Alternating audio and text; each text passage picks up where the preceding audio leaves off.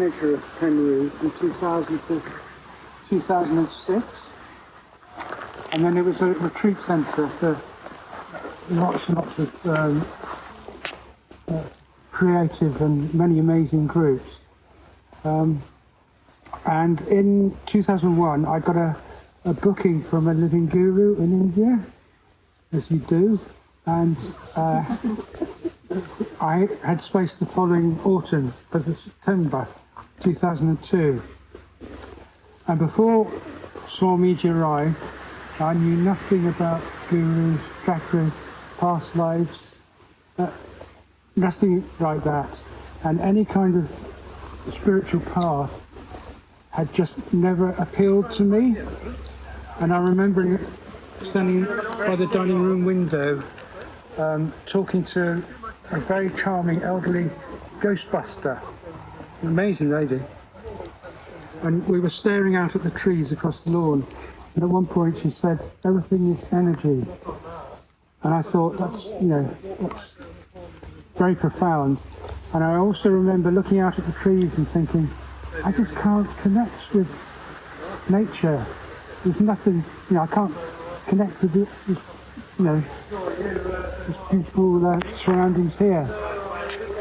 Anyway, this is a very long story, but I'll try and cut it shortish. Would like to know that. Yeah, the long story, please.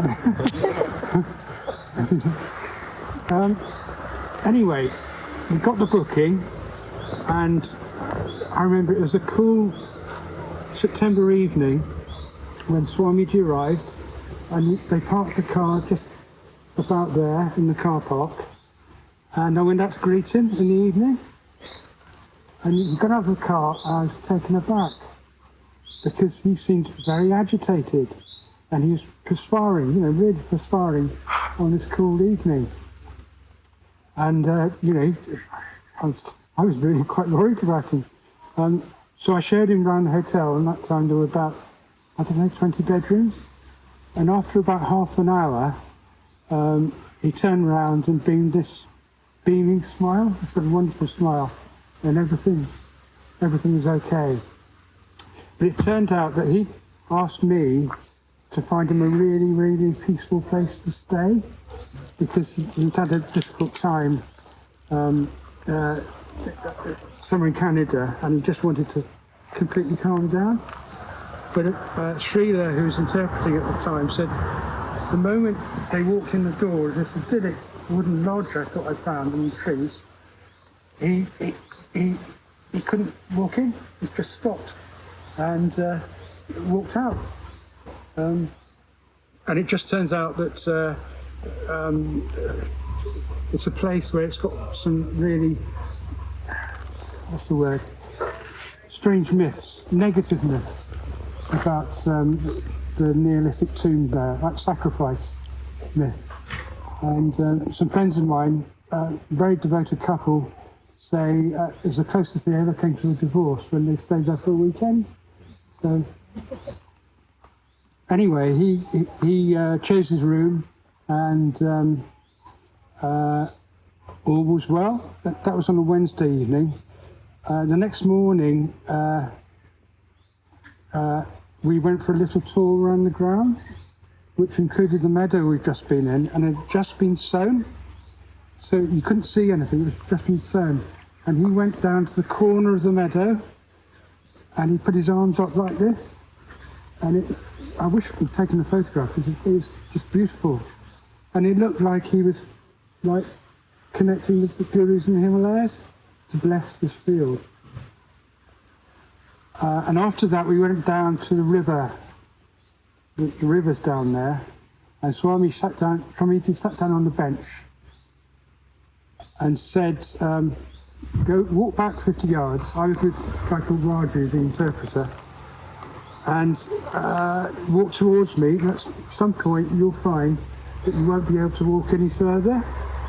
But anyway, I started walking with Raju towards Swamiji, and I stopped when Raju did, because it felt rude to go any further. And Swamiji said,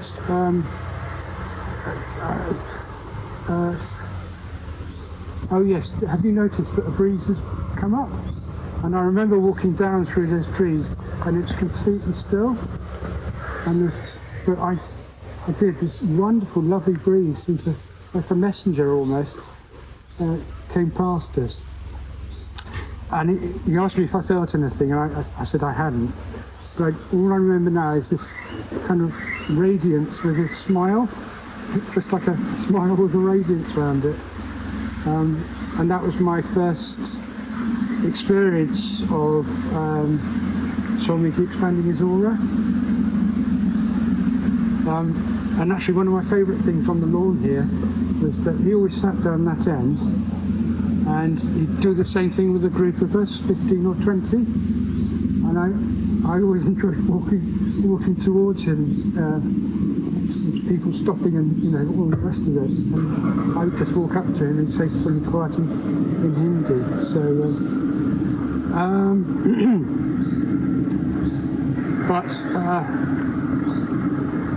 then we had the first retreat, and after the first retreat, I'll tell you this story tomorrow. But something happened in the cathedral, which is a past life experience, really intense, which is my introduction to Samarpan Meditation, sort of falling over really.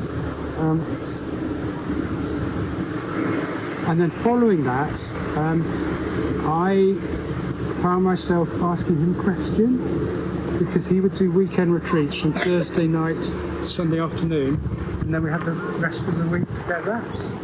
And I started asking him questions like, what is the meaning of life, and why do we exist, and anything he wanted to ask a living guru. And if he didn't know the answer, he said, there is no answer, or and if you didn't know about something, he'd say, I just don't know, But he rarely didn't know anything about spirituality. So we started doing questions and answers, and this evolved over many years to become a book of questions and answers called The Flow of Consciousness, which after many years I'm hoping will be actually printed maybe in the next couple of months. I'm also doing a book of memories of him here and in other places, which I'm hoping I could get published as well. So there's that.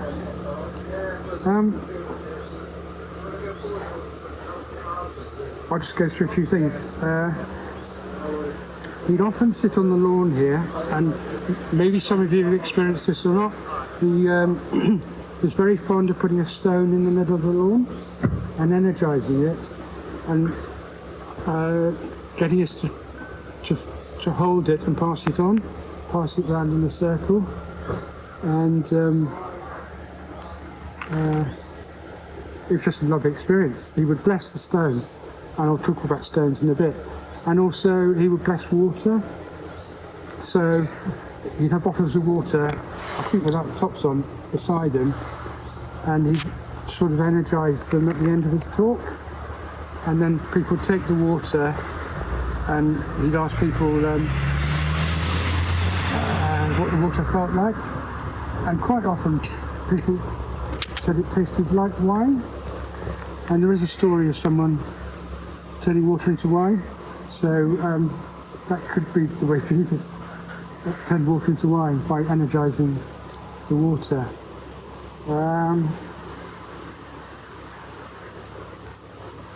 Anyway, after a week, he chose the meditation room, which is just up there on the top floor, looking out towards where we've just been, and the bedroom opposite. And he asked for a curtain to be put up so no one could enter it. But I was living in the flat below his bedroom, and one evening I started noticing this water dripping, like slowly, drip, drip, and each evening it got slightly more. And I wasn't worried about it, because he was up there and I didn't want to disturb him. But after he left, I went up and there's this huge builder's bucket, half full of salt, And it turned out that after a day, and he really did take you out of him sometimes, after a day of doing a retreat, he would go up and soak in the bath for at least an hour, and the ceiling around the overflow pipe had stopped working. So all these bricks were Swamiji sitting in the bath.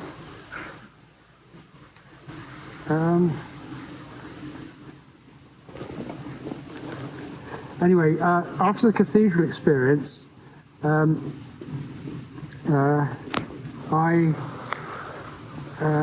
felt the energy going up my spine to each chakra, and it eventually reached here, and it became a bit of a joke, because each morning I'd say to Swami, please, can you just help me out here? And he would say, not yet, now is not the time. And then eventually I had a one-to-one with him, and he released the energy through the Sahasrara.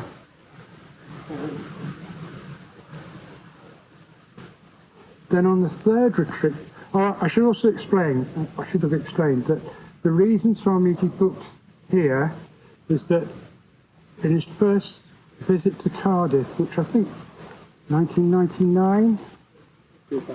2000 was it? He had a vision. He stayed in someone's house. That was 2000. Well, no, because okay.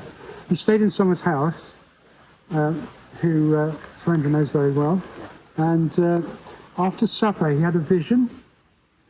He had a vision of a saint, and he didn't know who he was, but he described the saint to the people who were hosting him, and they did some research and discovered that it almost certainly was St. David. And this is where the patron saint of Wales, St. David, was born, and spent many, many years, most of his life, and had a monastery exactly where the cathedral is. But this connection with St. David was gradual. It wasn't like a sudden illumination or a sudden connection. It was like a developing friendship.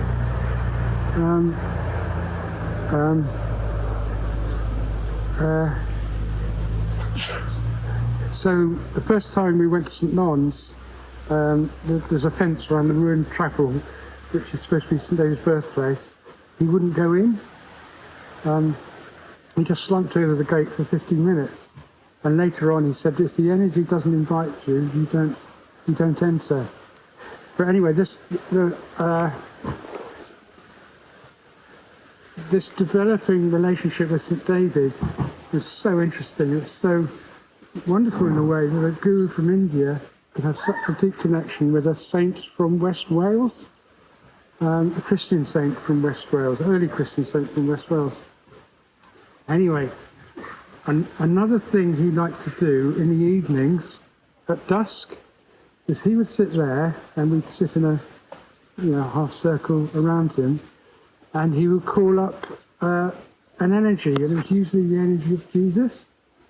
I was never there when he called up the energy of Jesus, but one evening we were here, and he said, I'm now going to call up the energy of St. David. And I was seated to his left on the grass. And it was getting dark. And I put my hands out, and then I sort of saw and felt two tiny streams of white energy coming towards me, flowing energy coming towards me. One hit this hand first, and then the other one, the left one, hit this hand and threw me on my back. And it was, and he went around asking people what they'd experienced, and I started to answer him when he got to me, and I just went, I just couldn't say anything, and he just said, I know. But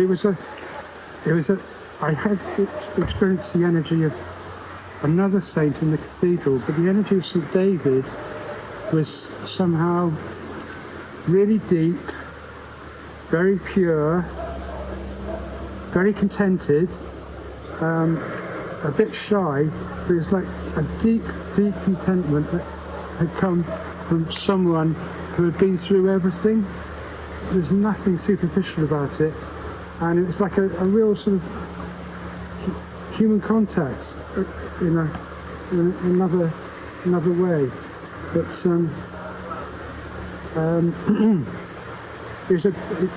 an experience of a beautiful energy.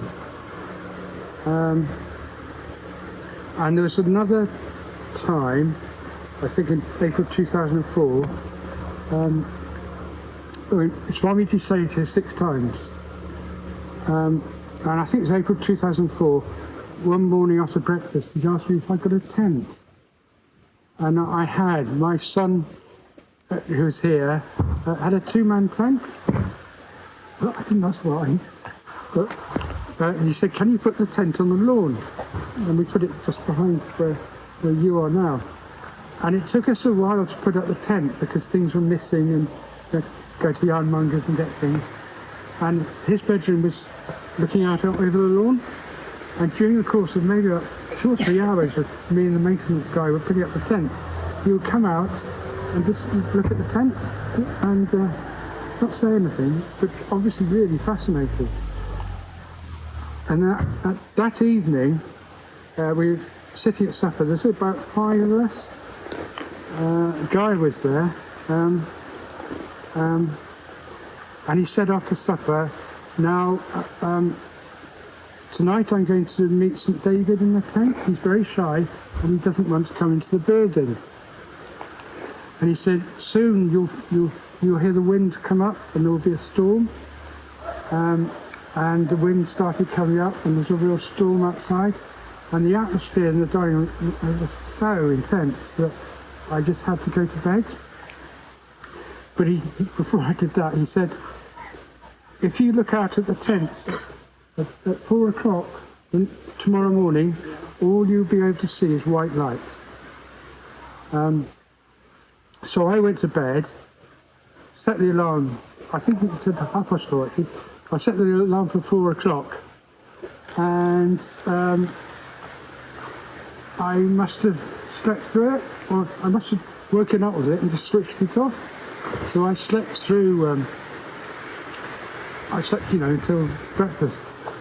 And then I got up and sort of hurried down to us, what's happened? It's amazing. And Jaya, who had taken Swamiji out in the storm, in the rain, he was under an umbrella, said that after half an hour it didn't work because the tent was too small for both of their auras.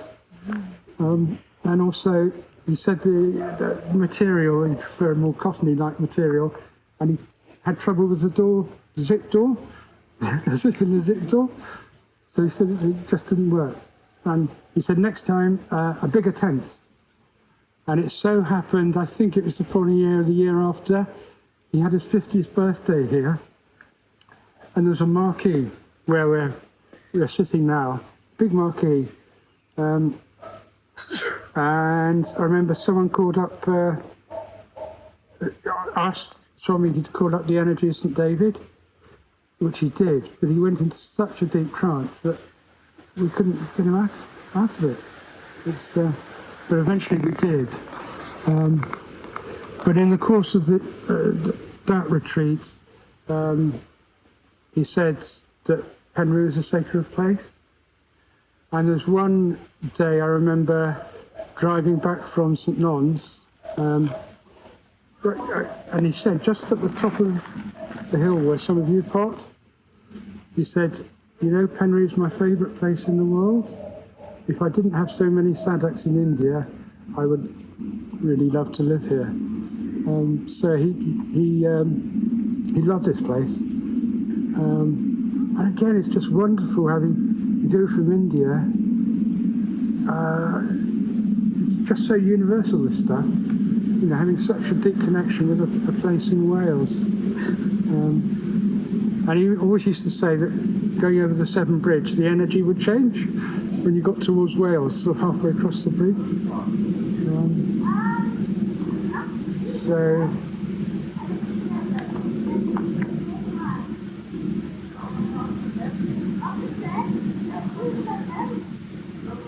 Yeah, during that 50th birthday, or prior to that, previous year, I've been meditating in what was the chapel going over there.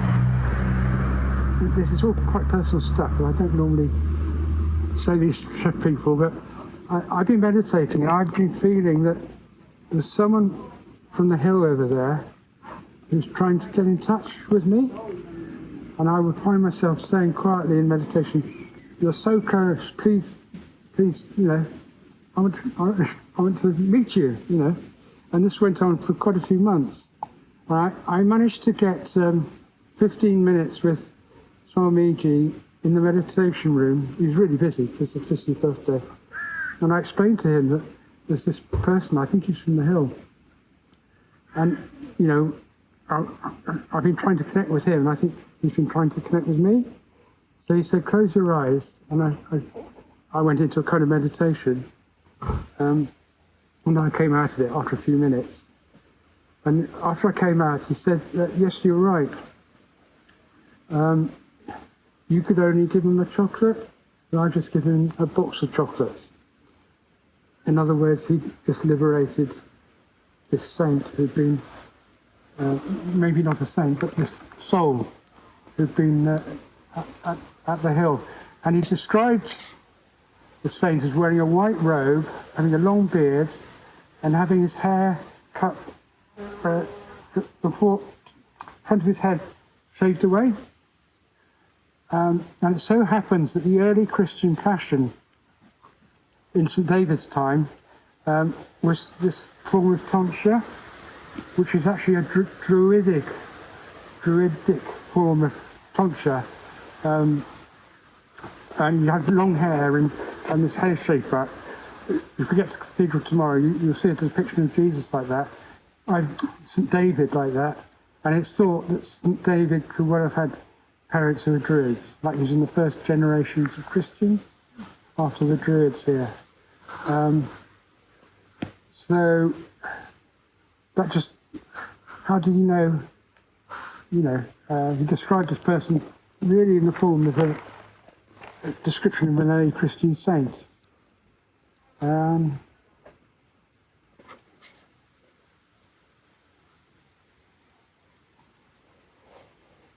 on.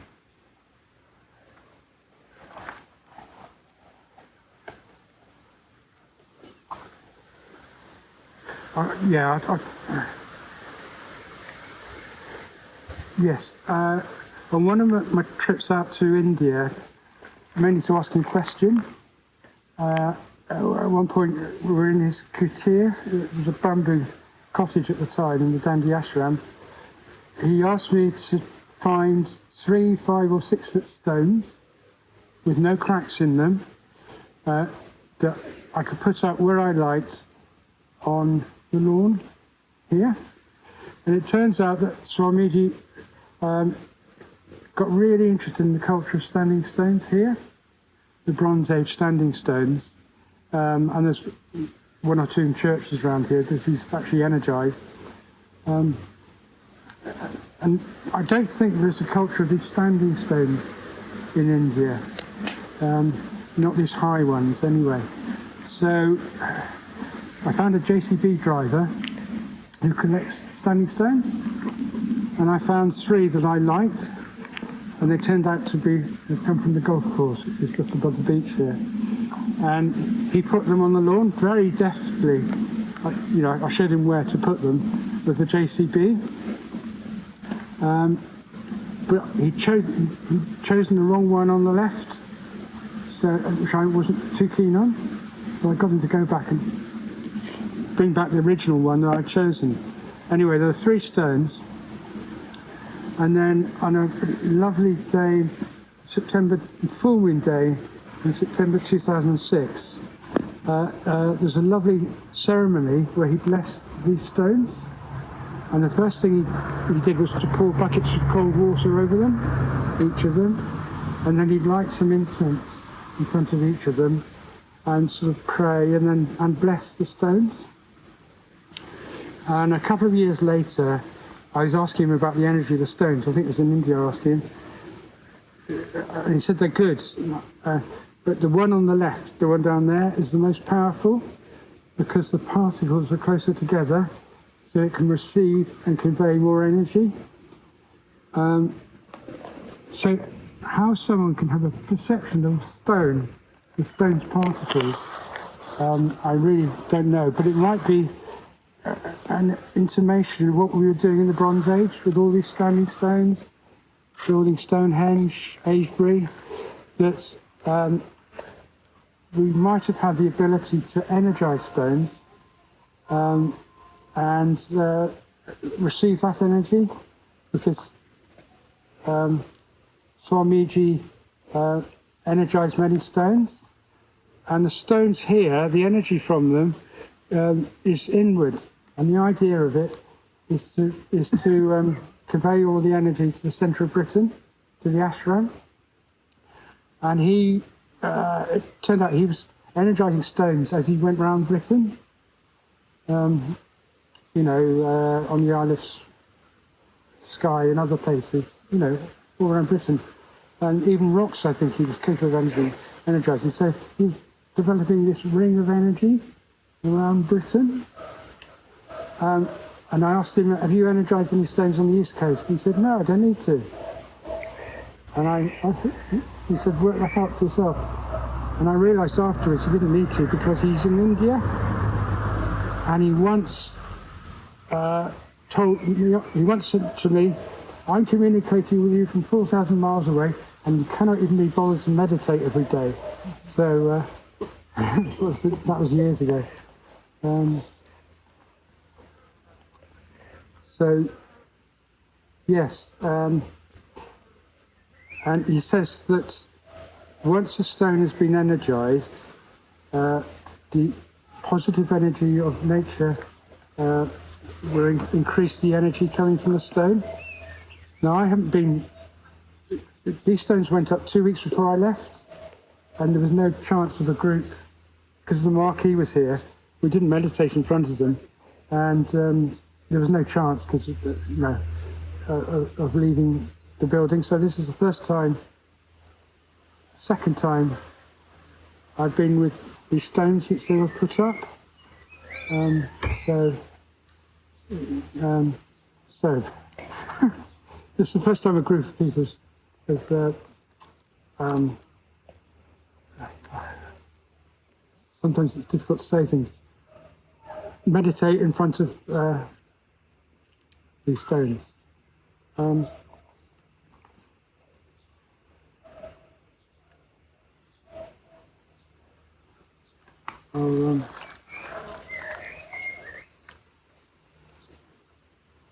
I'll just say a few more things.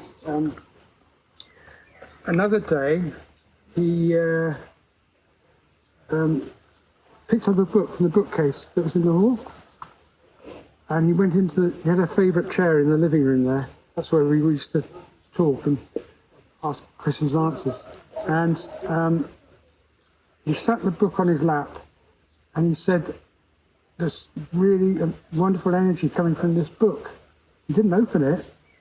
He just said this book has great energy. He did open it, and he turned to the page for the greatest energy, and it turned out to be a poem by Wordsworth from the PenRhiw. And of course he didn't read it, he just went by the energy. And he said something like, it is not so much the writing that is important, it's the person who wrote it. But Wordsworth, as you know, had this great yearning for a connection with nature, an instinctive desire to be with nature. And this extract from the PenRhiw starts, its title is Bless the Infant Babe, and he describes the babe, no outcast he, bewildered and depressed. Along his infant veins are interfused the gravitation and the filial bond of nature that connects him with the world.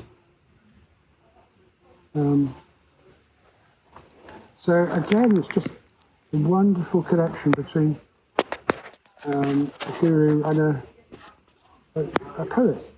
English poet. Another thing I'll just mention is, the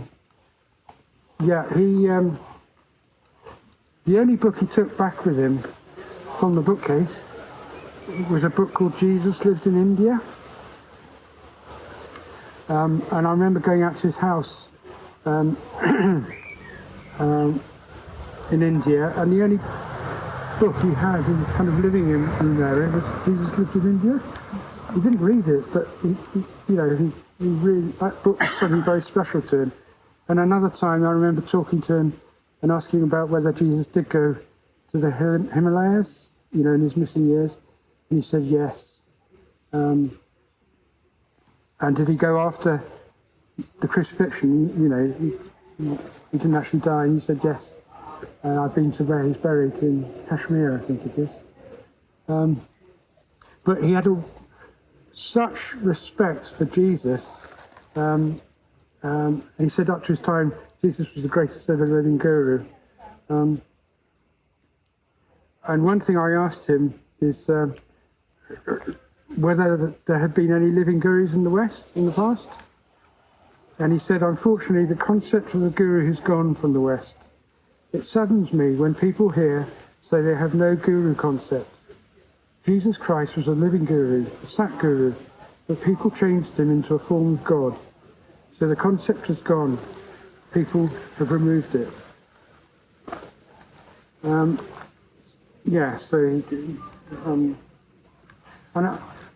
I found actually that a lot of people get into this meditation. A lot of them say that this has really explained Jesus to me in a way that I never felt or understood before. And on that last trip, I remember we were walking back down to the beach on a September afternoon. It was quite a hot day, and the beach was absolutely packed. And as we were walking down towards the beach, he said to me quietly, "Shall I get everyone to move?" And he said, "No." And then we just walked down on this crowded beach. And then the last morning, when he said, when he was leaving here for the final time, he asked me to light a bonfire in the field just there. And he gave me all his clothes that he'd been wearing for that stay to put on the bonfire. And it was like he was saying a final goodbye to a place he loved to stay. And we came back for a visit in 2016, and he said the energy of the stones is good, but the energy's gone from the house. So, what's that? It's 3 o'clock. I lost track of time. So, shall we meditate? Yes.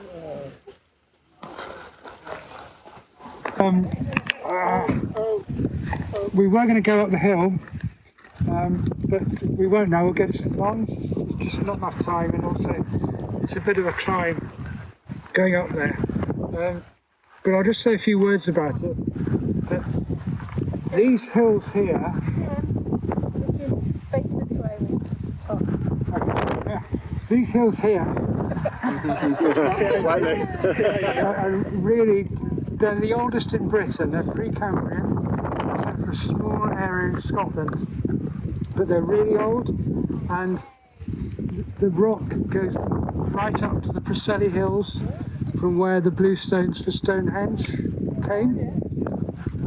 So it's very special rock, and I just feel that an archaeologist said to me once, in the Neolithic age, this place was humming, and I think people 5,000 years ago were drawn here by these hills. But also, Swamiji says these hills are as powerful as the Himalayas. They're much older than the Himalayas. And he says the older the rock, the greater the connectivity of particles, the greater the energy. And he's also said that I put Ken's Lighty, that was his favourite hill, it's my favourite hill, I could get all of them. There are many, many divine souls who are gathered, who can attain liberation, but they're waiting for something or someone to come along to convey give them their energy, and then they can depart. And I often wondered why they were all up there. And then one day I realised that hills and mountains are blessedly sacred anyway. Positive energy attracts positive energy. So they simply like being up there together. It's quite simple when you kind of think about it.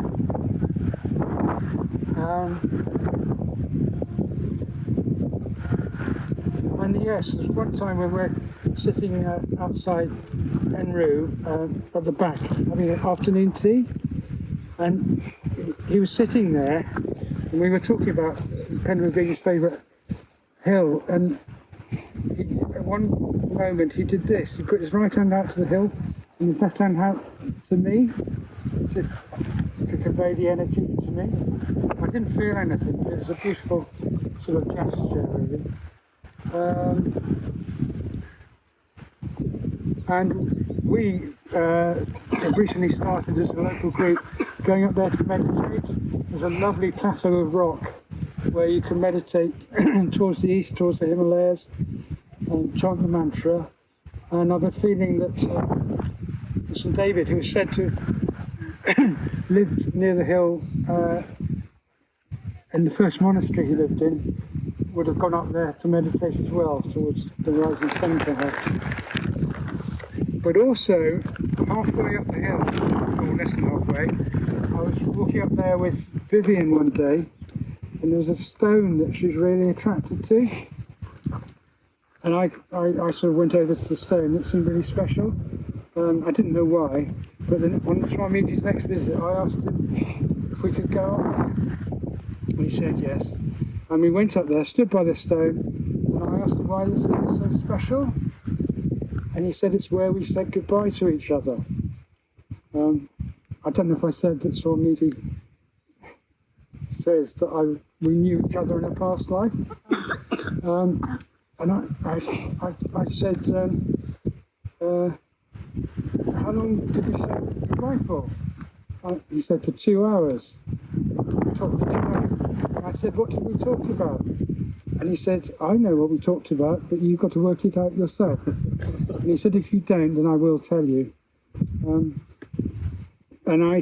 he explained that we were on the same mission, but we had to take different geographical paths.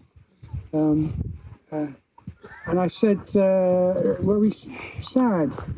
And then he started singing a song in Hindi. And Jaya later explained that song he was singing was a Bollywood love song. He's got a sense of humour.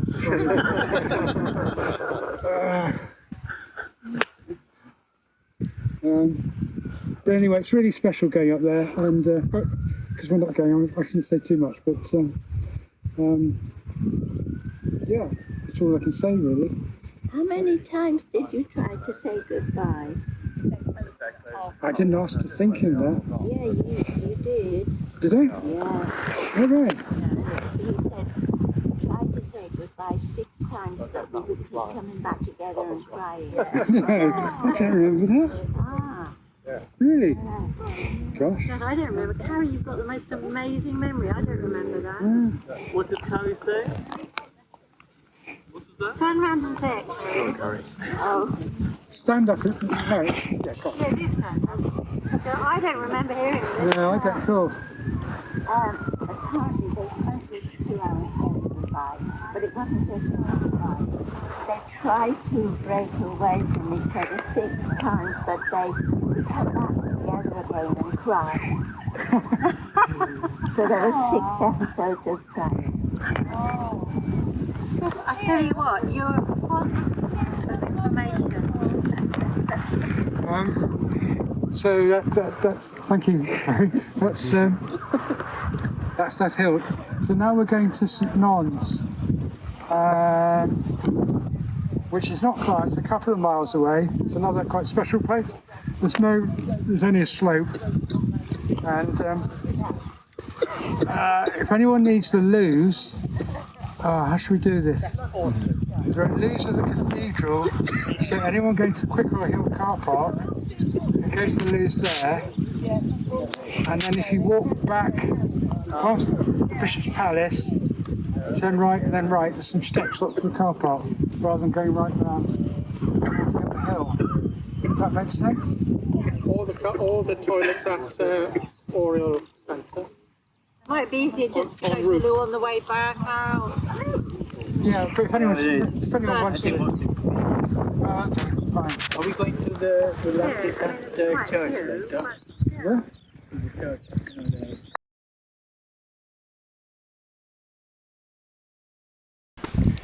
With Swamiji's permission, I'll make the tape public, but I'm actually working on that now, on the translation, but it's really, really intense for him to answer that. Yeah. And did he say, like, when you parted apart, parted ways at that stone place, did he say who he was, or no? He's asked me to write a book years ago called The Messenger, to work out who he was and who I was. I think it's called The Divine Messenger or The Messenger. I think it's a good title, The Messenger. But I just, every time I sit down to write it, I just can't write it. But I would like to see him again and ask him more help, because he said, this was on the last morning when he left PenRhiw. What did he say? He said, again, he said, I know who you were, but you've got to work it out. Otherwise, this has got to come from in here, the answer. But he did say, if you can't work it out, I'll tell you. Wow. But it's very confusing, because if I knew Swamiji when he was St. David, but I also had another past life. St. David was 6th century, and I'll explain tomorrow, but my other apparent past life was 12th century. But if I can work it out, Swamiji also said I was here in the 6th century, in this area. So if Swamiji was St. David, we'd have been contemporaries. Maybe even friends. So, it really takes a look. What do you feel, just a personal question, what do you feel after Swamiji revealed, him or your past life, what do you feel your journey has been, Well, I got into this meditation through a past life experience in the cathedral, which I'll explain tomorrow. And he said afterwards, we had a long talk, and he said, do you believe you were St. Caradog, this is the saint, or not? And I said, no, I don't. This is 20 minutes after it happening. So who knows? But it's a really, really good question. And my experience of St. David's energy is so beautiful. Unfinished energy. It wasn't settled, it wasn't contented. It's like someone who had unfinished work and who wasn't liberated. Because I asked Swamiji if St. David was liberated, he said yes. And then I asked him if St. Caradog was liberated, he said no, he wasn't. So he had unfulfilled work. Interesting. If St. David's was liberated, Swamiji could still invite him, or he still wanted to meet Swamiji. I think I don't want to go in that area, but I mean, it's interesting. If St. David was liberated, his energy is still here. I can pretty well say that, because I kind of experience it now in the cathedral, having experienced it with Swamiji.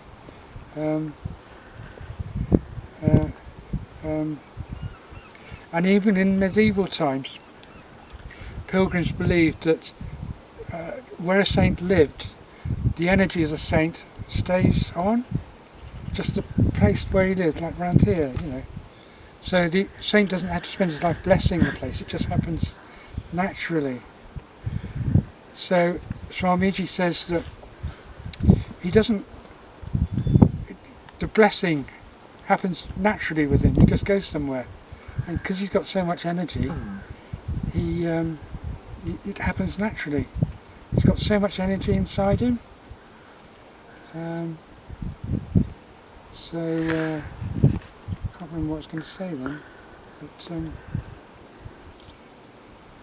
yeah, so St David's energy, I really feel this here. But I don't actually feel anything here, but it's just my experience and in the cathedral. But I just find it very peaceful here. But he obviously found it really special. And it is the repeated birthplace of St David. And there's almost certainly a Bronze Age circle here. You can see a stone there and some stones in the field. That's an outlying stone, that one up there. But these stones surround this ruined chapel. They're in the centre of the circle really. And it's an awful place to build a building because it's on a slope. They could have put it up the top of the field, you know, much flatter. So there's more than a practical reason for that chapel to be where it is. And it's in the middle of this Bronze Age circle. And circles like that have associations with fertility and birth as well. And it's supposed to be where St David was born. So it's a special place. Even without St David, it's a special place. So around 2000 BC, people were walking down this lane at dusk or twilight to the circle and do whatever rituals they wished to do. And there's a well here as well, so there's spring water. Still is. Yeah. Thank you. Actually, while you were explaining this entire explanation, so powerful. Can't explain, like no words. Feels so powerful. When you say or talk about St. David's, I think your experience really, those vibrations of St. David's really flow. Oh, lovely. Really, lovely. thank you so much. That's lovely. That's Yeah. beautiful. Yeah. Maybe what's an illusion? Whether all this meditation is a beautiful illusion? Yeah, an illusion. I don't care. It's a beautiful illusion. And it meets my instinct. Nothing else ever has. So, you know. But I don't think it's an illusion. Really. Yeah. It's very nicely put.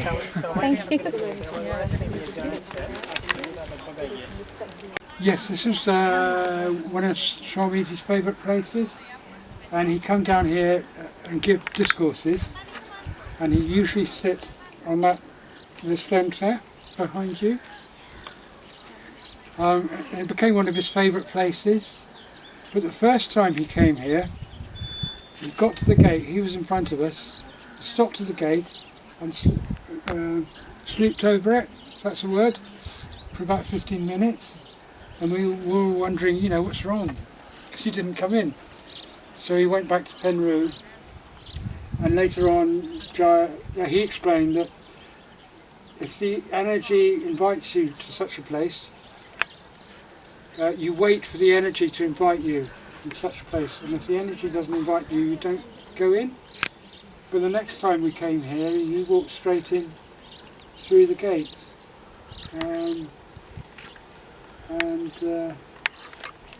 I really liked it here.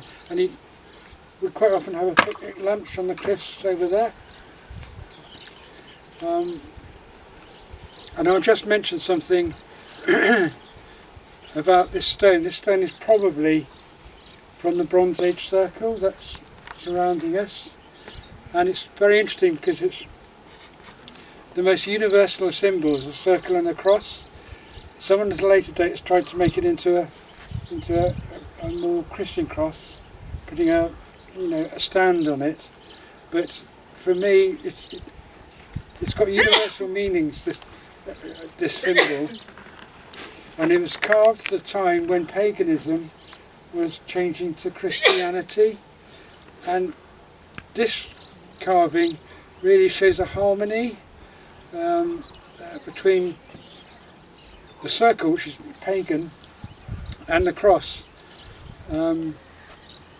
so that the passage from Druidism to Christianity in this part of the world might not have had too much conflict, and in fact it's thought that the early Christianity here had very much in common with Druidism, and it had nothing to do with Rome.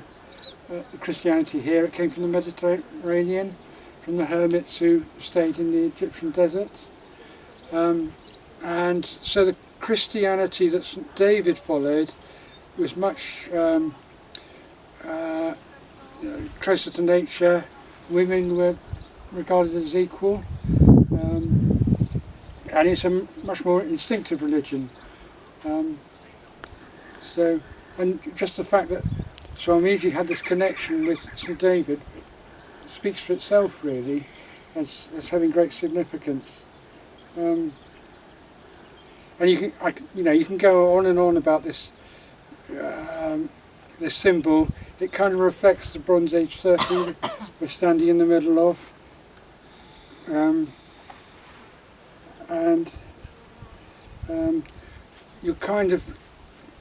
it works like you're drawn into it, but you're also drawn out to it, into the universe somehow, and it's a kind of axis mundi, like the centre of the world. And again, finally, it's like it's a symbol of immanence of nature before the religion here became a religion of transcendence, of God being remote and in the sky. So it's a little piece of symbolism of harmony between two spiritual paths. So there we have it.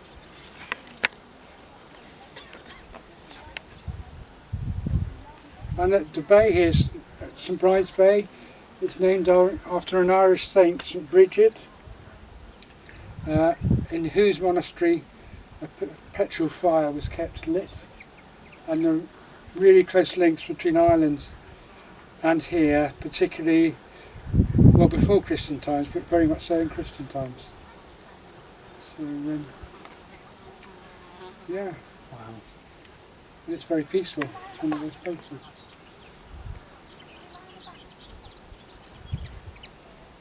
Yeah. Awesome. Okay.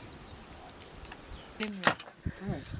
So I just want to understand if, people like you who know that place or the saints and the culture there, it would be lovely to revive or even connect it to Samarpan. People, I mean, Ireland's an amazing country, and its spiritual heritage is amazing. So, and there are plenty of Irish saints, contemporaries of St. David, but St. Bridget is a very well-known one. Saint Bridget, Brigid, and she's still revered. And she had a monastery, I can't remember where it was, but a very significant monastery. But, Ireland's full of prehistoric monuments and everything. Just start looking into it, you'll find amazing things. Yeah. Just pray that a way shown. I just pray that a way shown. Yeah. It's got to happen naturally with this meditation. But, yeah. I don't know. Just wondering if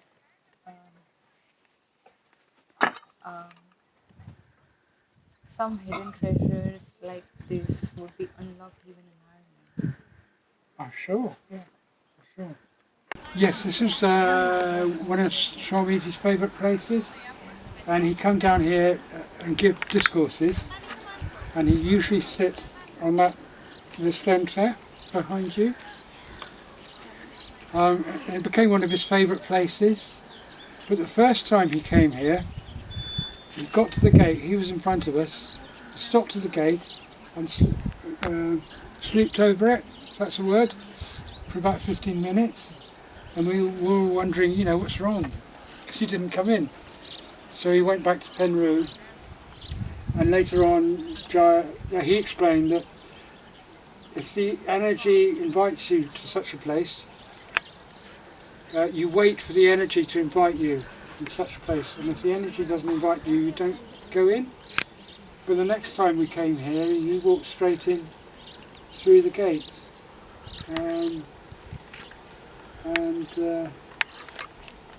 Really liked it here. And we quite often have a picnic lunch on the cliffs over there.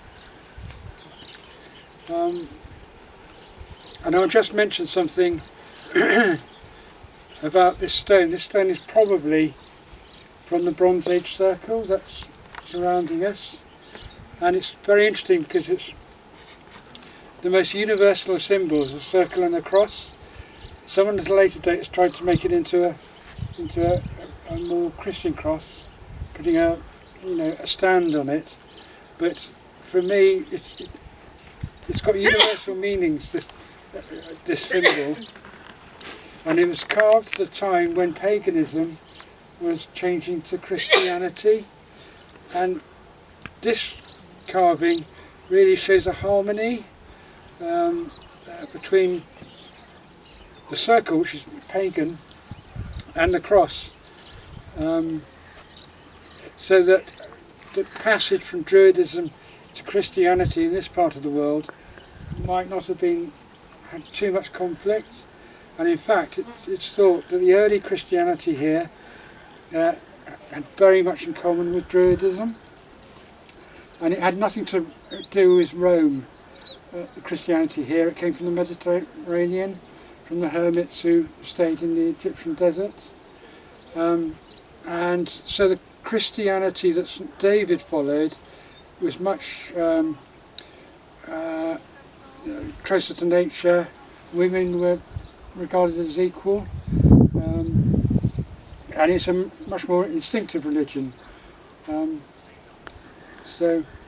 just the fact that Swamiji had this connection with St. David speaks for itself, really, as having great significance. And you can go on and on about this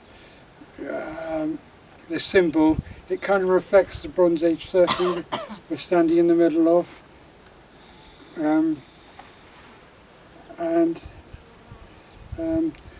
you kind of, it works like you're drawn into it, but you're also drawn out to it, into the universe somehow. And it's a kind of axis mundi, like the centre of the world.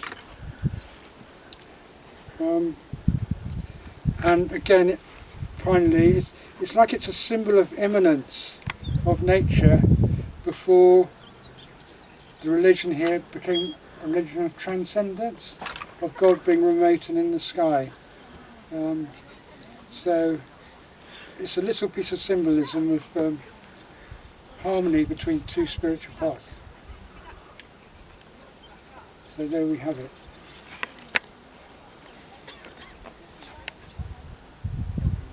And at the bay here is St. Bride's Bay.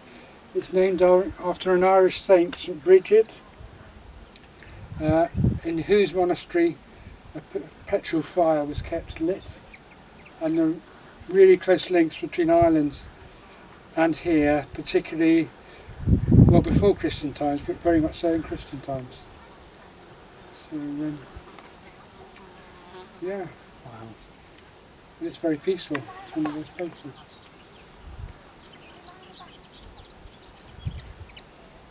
Yeah. Okay.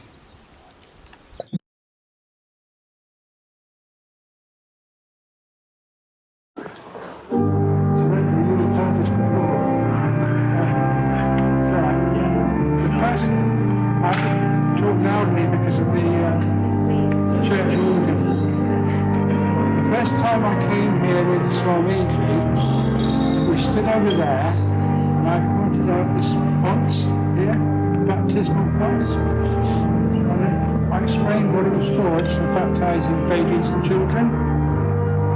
And he said, yes, it's the same in India, it doesn't work.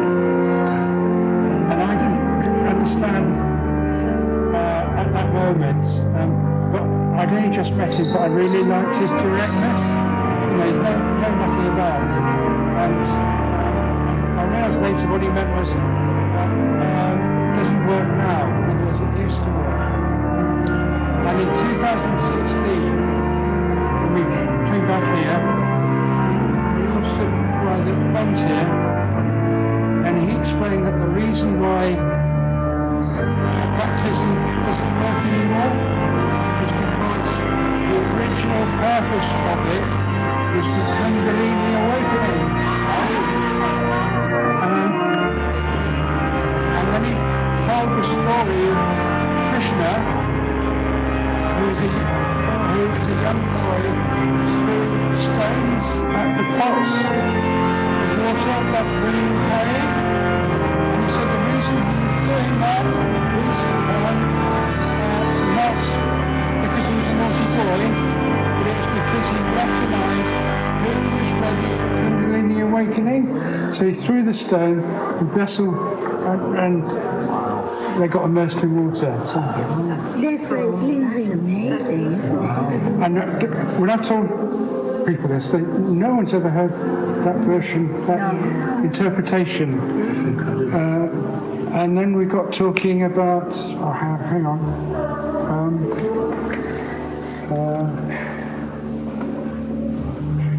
Yes. Yeah, I asked because when Jesus was baptized by John the Baptist, it was the first time that God had spoken to Jesus directly. It was the first time he connected with God, according to the Bible, you know. And God said something like, "This is my son with whom I'm very pleased," or something. But then I asked Swamiji, did John the Baptist awaken Jesus' Kundalini? And he said yes.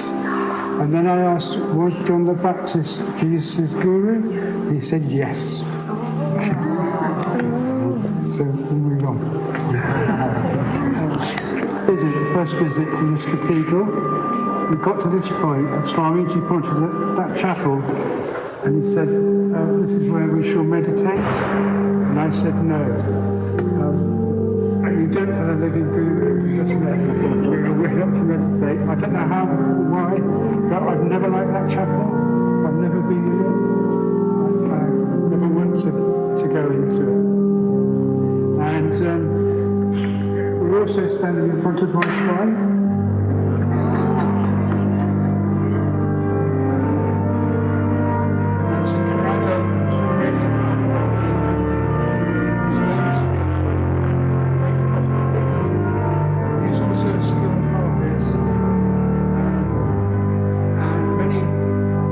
Trips are made by open boat to Brittany and to Ireland. And the dogs relate to a story where St. Caradog was the harpist and storyteller for a lord, and the lord mistreated the dogs. So Caradog left and became a monk.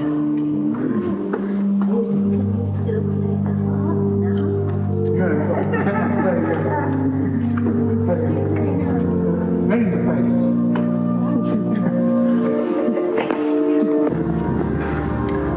After going round this way, I walked into this chapel, and in the meantime, Swamiji and the group of people kept on walking to go out to the cathedral. And I don't remember doing it, but for some reason I ran out to Swamiji and said, "You've got to come back into this chapel." And there's a casket there, and on the casket was a card which said, "This casket, long reputed to contain the bones of St. David and St. Justinian, it is reputed that the bones of St. Caradog may be among them." And Swamiji said, what was that last name? What's that last name? Someone read it, Karadog. And he said, now we should meditate as to whether the bones in the casket were of St. Karadog or not. And we did, and it's the first time I'd ever held my hands out. First time I ever did anything to do with meditation. And after a few minutes, we stopped meditating, and everyone around me was saying, oh, that was wonderful, you know, da-da-da. And I hadn't thought a thing. And then he called me up, and I stood there. I took off my sandals, and I remember standing here, feeling very self-conscious, with Swamiji behind me, and thinking, oh no, I'm going to let this guru down, because I don't feel anything. And then after a few seconds, I felt what I can only describe as a silent roaring river of energy coming out of the casket. And I thought I fell on my face, but I didn't. You almost did, didn't you? Yeah. Oh, he stopped me, yeah. He didn't touch me, but using his hands, he just stopped me falling over. And the next thing I remember, I was sitting there, Swamiji was beside me, and he gave me a bottle of water, and he was grinning, and he said, energy sandwich. He looked really pleased. And it turns out it's the first time Swamiji had been in the presence of someone who was between two divine energies. And apparently the back of my t-shirt flaps with the rising of Kundalini, although you can't really see it in the video because someone got in the way. But so that's how I got into this meditation. I didn't read a book or listen to a talk or anything. And I remember going out, and he turned to me and he said in English, I'm only a medium.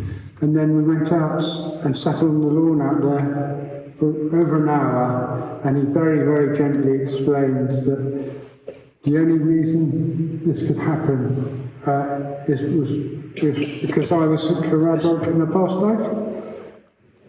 And he asked me if I believed that, and I said, no, I don't. You know, and he said, I know you don't, but the day you believe it, you will achieve many things.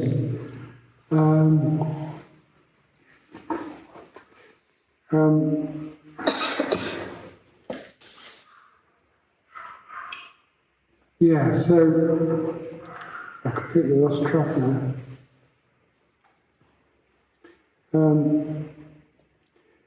So what we'll do now is meditate for 5 minutes in this chapel, literally for 5 minutes. And I think it's got associations with St. David, this chapel. I and some other people think it's where St. David's original church was, because this is where St. David's original 6th century monastery was. And I should say that the bones were carbon dated and they matched the lifetime of St. Karadog, who was 12th century, but obviously didn't match the lifetime of St. David and St. Justinian, who was 6th century. So how someone can perceive that the bones in the casket were of that particular saint, who knows how he can do it, you know. So. Okay, high altar there, to the right-hand side. And for me, this is the most powerful part of the cathedral, and you can almost feel the... I can feel it in the palms. Yeah. So I think it's possibly a combination of Swamiji having been here, St. David having been here, and possibly St. Karadog, and perhaps others, but Swamiji, I feel here, has awakened the energy of these saints, and it's like a gift. But I think without Swamiji, well, I know without Swamiji, we wouldn't be feeling this energy.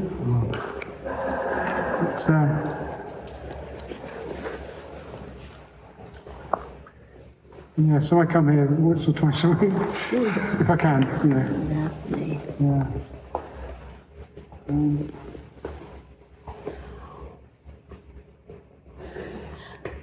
So this place and UK Sri Guru Shakti Dham or UK Ashram Yeah. would be connected, right?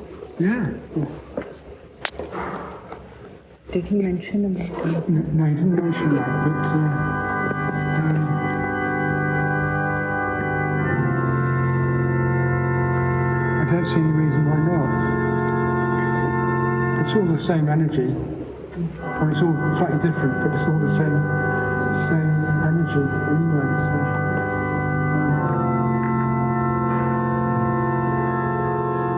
And I would love to bring him back here.